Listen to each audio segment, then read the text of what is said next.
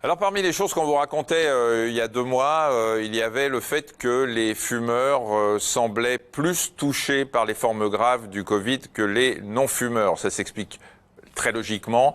On fume depuis des années, bien évidemment la muqueuse qui est dans l'arbre respiratoire, dans les poumons, est altérée.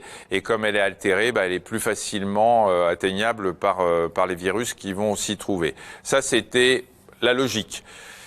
Aujourd'hui, il semblerait, d'après les études, qu'il y ait, par rapport au nombre de fumeurs qu'on peut avoir, la proportion de fumeurs, le pourcentage de fumeurs qu'on a dans une population. Okay, poker people, it's time to defect. Love poker, join party. Il semblerait qu'on ait un faible pourcentage de fumeurs parmi les cas graves de Covid.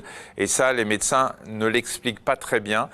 La seule hypothèse aujourd'hui, ce serait un effet relativement protecteur de la nicotine. Alors, ne vous mettez pas à fumer aujourd'hui parce que je vous rappelle que c'est pas forcément la nicotine qui est grave dans le tabagisme, c'est tous les produits de combustion qui, eux, vont entraîner la formation de cancer. La nicotine, elle, c'est ce qui vous rend accro. C'est ce qui vous rend addict. Elle va engendrer la formation de récepteurs dans le cerveau qui vont réclamer leur dose.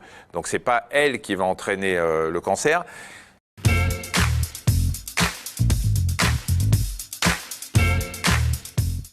Et on se demande si cette nicotine, alors c'est un peu compliqué, mais n'interviendrait pas dans des récepteurs qui sont dans les poumons, des récepteurs qui seraient facilitateurs de l'inflammation, de la détresse respiratoire et puis du virus. C'est une hypothèse. Si quelque chose protégeait dans le tabagisme, ce serait la nicotine, donc ne vous mettez pas à fumer.